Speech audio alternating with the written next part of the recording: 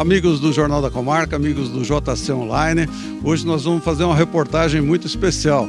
É tipo um documentário mesmo, né? Contando parte da história de Palmital através de suas fazendas.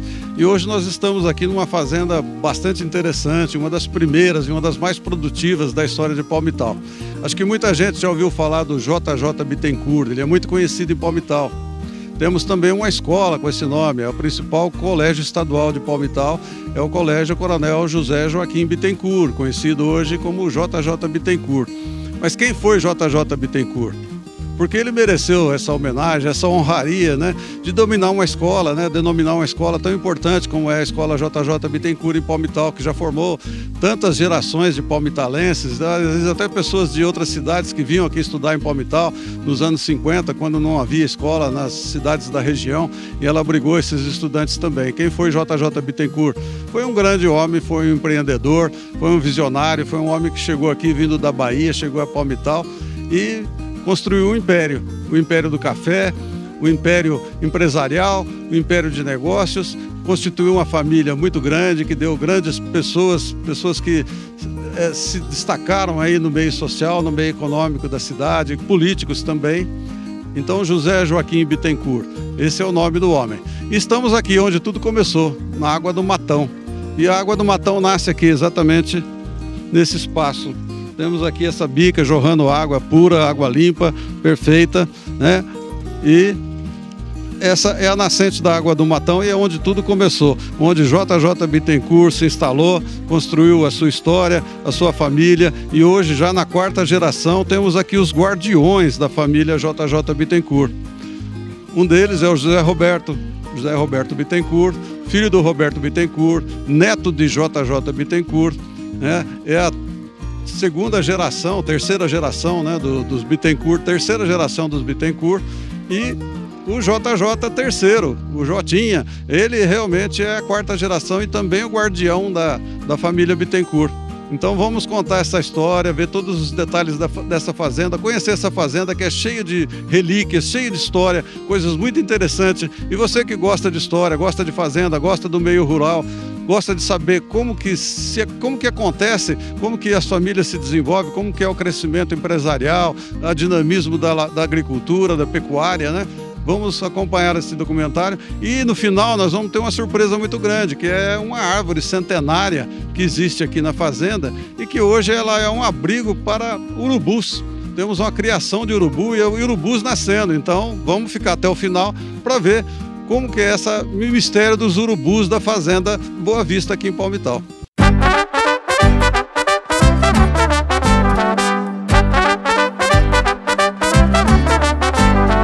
Bom, aqui mais uma curiosidade na fazenda Boa Vista, um belo pomar de manga, são mais de 50 pés de manga apenas nesse pedaço aqui, nessa área aqui, e foi plantado pelo JJ Bittencourt, isso já há mais de 100 anos, né? Essas mangueiras estão aqui presentes e produzindo mangas aqui para a família, para os amigos, para todo mundo aí que gosta do produto. Então é mais uma curiosidade interessante dessa fazenda aqui, criada aí há mais de um século pelo nosso JJ Bittencourt, essa figura tão interessante, né, que nós estamos reproduzindo hoje aqui nesse documentário.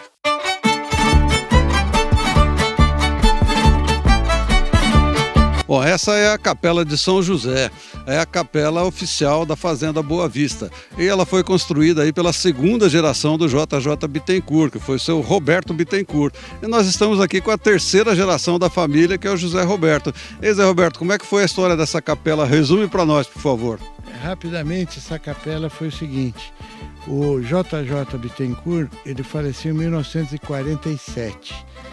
Aí quando foi e ficou a fazenda da viúva Maria Cursina Leão Bittencourt.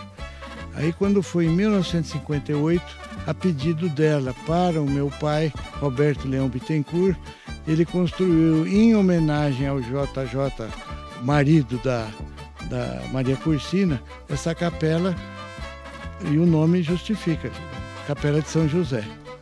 É o José do José Joaquim. José do José Joaquim. E hoje você é o guardião da capela também, e a capela está restaurada. Está restaurada com recursos próprios, foi pintada, feito pequenos remendos no telhado e nas paredes, e vamos olhar do lado de dentro, que também ela está todinha configurada como uma capela, e ela é uma capela consagrada.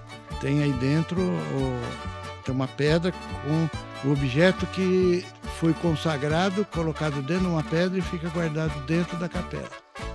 Muito bom, então vamos conhecer mais uma relíquia aqui da Fazenda Boa Vista. E é isso, essa relíquia, ela tem mais um detalhe bastante interessante, que é a consagração pela Igreja Católica, provavelmente pela Cúria, e aqui essa pedra que carrega dentro dela um documento oficial de consagração da capela. Então a capela de São José, da Fazenda Boa Vista, é consagrada. E outro detalhe bastante interessante é a grade aqui que separa o altar do público. Temos aqui os bancos, né, onde os fiéis se sentavam para assistir às missas, e a grade separando aqui o púlpito e o altar. Esse era um costume da época, né? Os rituais da Igreja Católica na época, as missas eram rezadas em latim e o padre de costas para o público e de frente para o altar, como mostra aqui a Bíblia. Ele ficava de frente então para os santos, para o altar, para a Bíblia, e de costas para o público, rezando a missa e fazendo as celebrações como era de costume na época, os rituais diferentes dos de hoje. Então, mostrando aqui que é uma fazenda completa, né? Não podia faltar o esporte e não podia faltar o futebol. Quase todas as grandes fazendas aqui da região, principalmente de Palmital, tinha seu campo de futebol. E a Fazenda Boa Vista era especial nisso, porque ela tinha uma sede própria, né? Que é aqui a sede do Boa Vista Futebol Clube. Essa bela construção, também restaurada aí pelo Zé Roberto, pelo filho dele, o JJ III, e que estão aqui mantendo aí, reproduzindo essa história da família aqui. Eles que são os guardiões, né, desse belo pedaço da história de Palmital. Então aqui havia um campo de futebol e aqui era guardado material, né? Era vestiário, as pessoas trocavam de roupa e fazia o seu aquecimento que se fazia na época dentro aí desse belo prédio, né? Que não era comum, né? A maioria das fazendas não tinha uma estrutura como essa que existe aí na Fazenda Boa Vista, que está mantida até hoje. E aqui você recebia muitas partidas de futebol de outras fazendas, da Fazenda Oriente, da Fazenda Natal, e de tantas outras fazendas grandes que havia aqui na região e que tinha seus times de futebol. E como era uma fazenda um pouco mais longe do centro da cidade, os times eram formados pelos funcionários da fazenda mesmo, pelos trabalhadores aqui. Então não havia necessidade nem de buscar jogadores fora, porque havia público aí suficiente, havia atletas, né, suficiente para formar o time do Boa Vista Futebol Clube.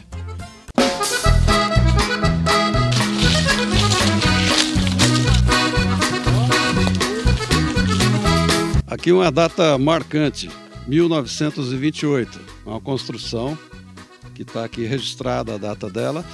Há exatamente 97 anos atrás, o JJ Bittencourt ele construiu toda essa estrutura, que inclui terreirões de café, caixa d'água para lavagem do café, secagem, etc.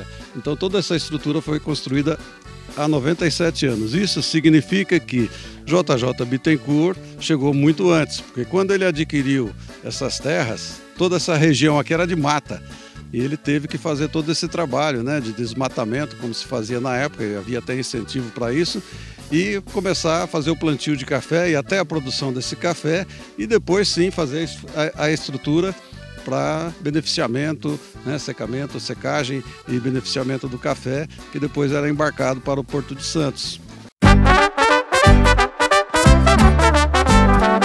Então, JJ Bittencourt foi realmente um homem muito à frente do seu tempo.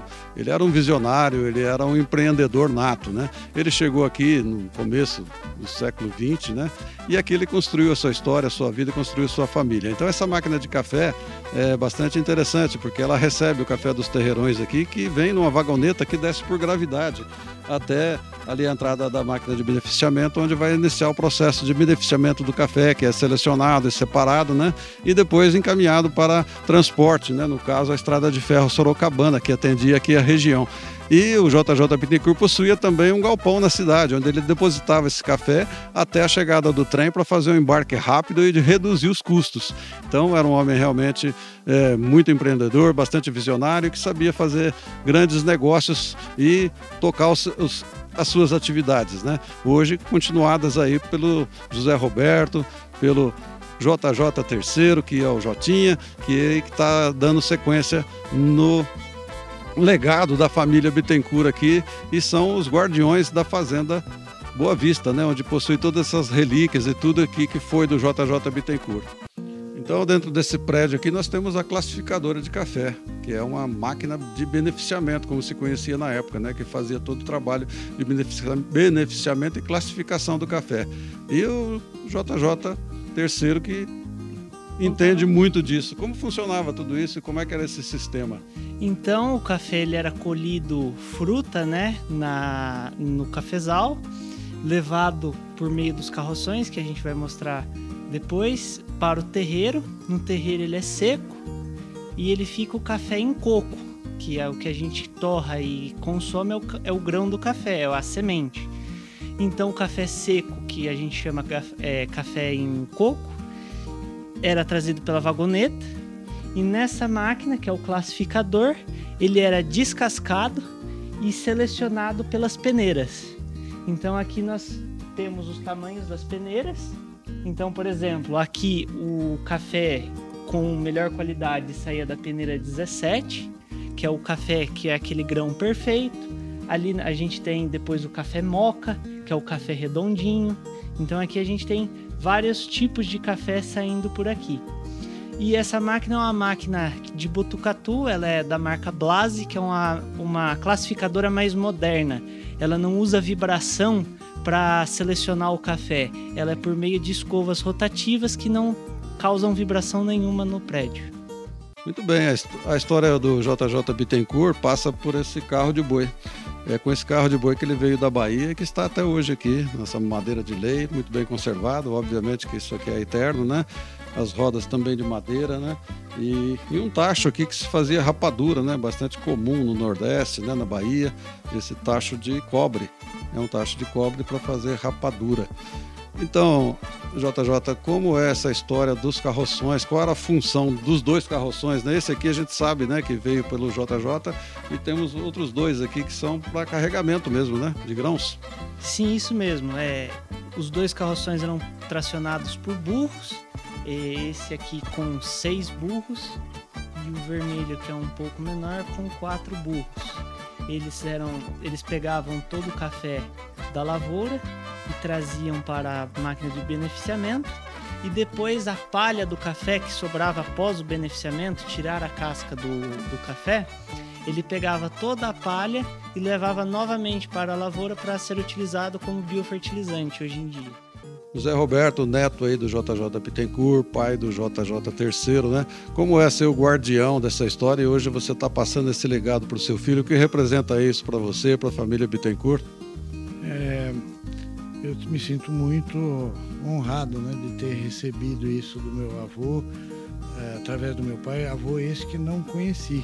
O José Joaquim saiu da Bahia em 1900.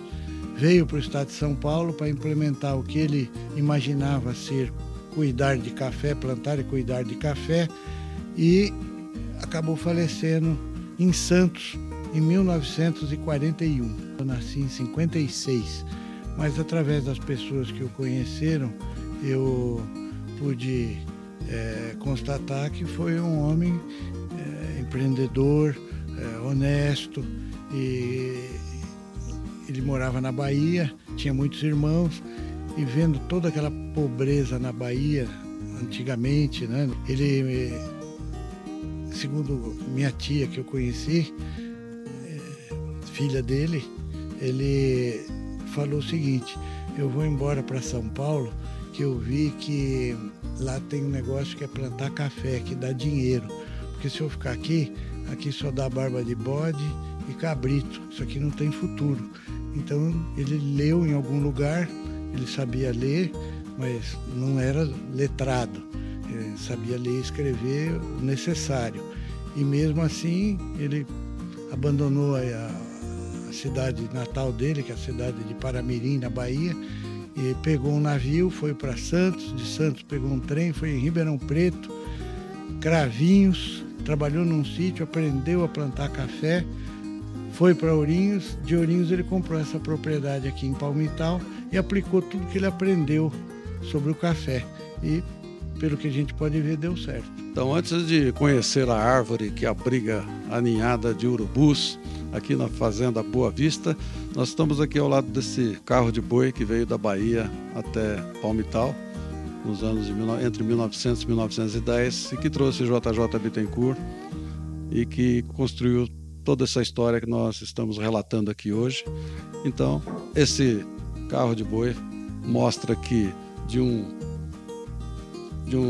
equipamento rudimentar, né, um meio de transporte bastante rudimentar, com bastante trabalho, sabedoria e inteligência, é possível construir um império, é possível construir uma família bastante dedicada ao trabalho, com bastante progresso, como fez JJ Bittencourt.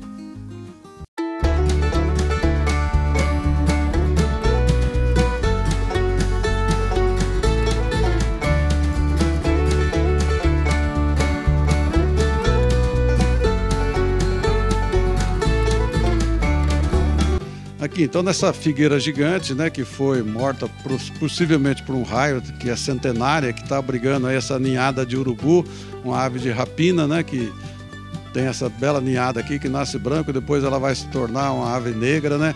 E temos aqui todo esse pasto também com o gado, né? Hoje o Zé Roberto Bittencourt é um pecuarista, né? Junto com seu filho, o JJ III, e eles estão mantendo essa fazenda e até mesmo essa árvore que já está morta, essa árvore centenária, está sendo mantida aqui com a família e está dando abrigo aí para essa ninhada de urubu. Então, amigos do Jornal da Comarca, amigos do JC Online, nós vamos encerrando aqui essa reportagem especial sobre a Fazenda Boa Vista. E se inscreva no nosso canal, dê um like, acione o sininho e teremos outras novidades para que vocês possam conferir. Grande abraço a todos!